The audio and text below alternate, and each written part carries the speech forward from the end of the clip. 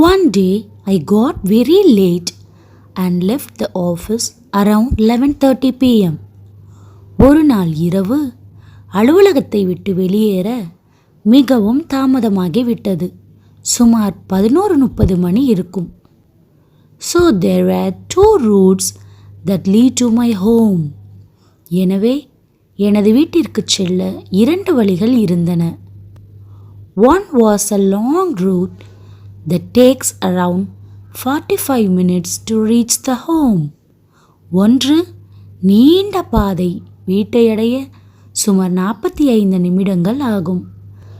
And another one was a shortcut but deserted after evening.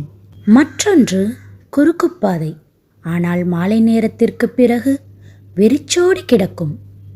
As I was already late and hungry, நான் ஏற்கனவே தாமதமாகவும் பசியாகவும் இருந்ததால் I decided to take the shortcut. Biggest mistake. குறுக்குப்பாதையில் செல்ல முடிவு செய்தேன். அதுதான் நான் செய்த பெரிய தவறு. On the truth, I had to cross a railway track. அந்த வழியில் நான் ஒரு ரயில் பாதையை கடக்க வேண்டியிருந்தது. And then walk around 2 kilometers to reach my home. பின்னர் எனது வீட்டை அடைய 2 கிலோமீட்டர் தூரம் நடக்க வேண்டும். While also crossing a deserted hospital on the way. வழியில் வெறிச்சோடிய ஒரு மருத்துவமனையையும் கடக்க வேண்டும். Weather was pleasant that day.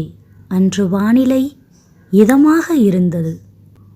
And I was in a good mood when I plugged my earphone on and started walking.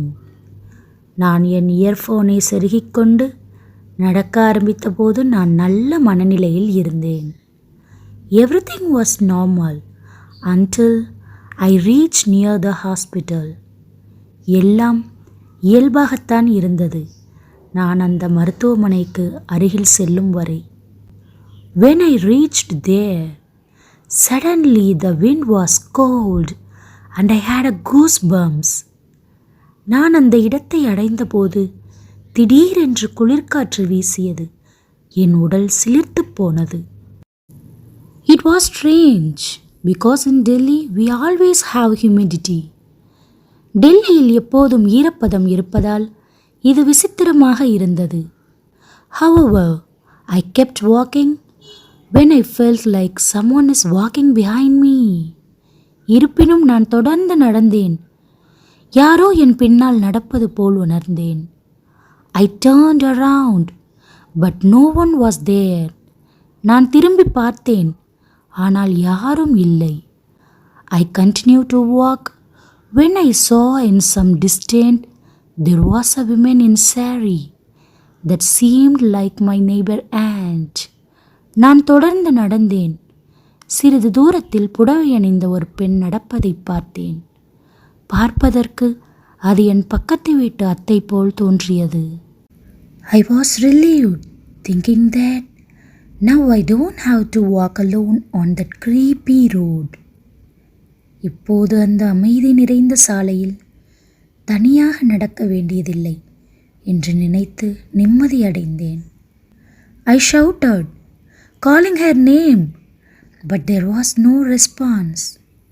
நான் கத்தினேன், அவள் பெயரை அழைத்தேன், ஆனால் எந்த பதிலும் இல்லை. So I started to walk faster towards her. அதனால் நான் அவளை நோக்கி வேகமாக நடக்க ஆரம்பித்தேன். But however, could not get closer to her. ஆனாலும் என்னவென்று தெரியவில்லை, அவளை நெருங்க முடியவில்லை. So I started to literally run towards her. அதனால் நான் அவளை நோக்கி ஓட ஆரம்பித்தேன். Still calling her name, and she was still walking in a normal speed. நான் அவள் பெயரை கூப்பிட்டு கொண்டே இருந்தேன். அவள் சாதாரண வேகத்தில் தான் நடந்து கொண்டிருந்தாள். But somehow the distance between us kept unchanged. ஆனால் எப்படியோ எங்களுக்குள் இருந்த தூரம் மாறாமல் இருந்தது.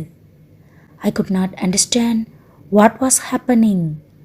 என்ன நடக்கிறது என்று என்னால் புரிந்து கொள்ள முடியவில்லை. So I stopped and tried to figure out what the actual thing I was chasing.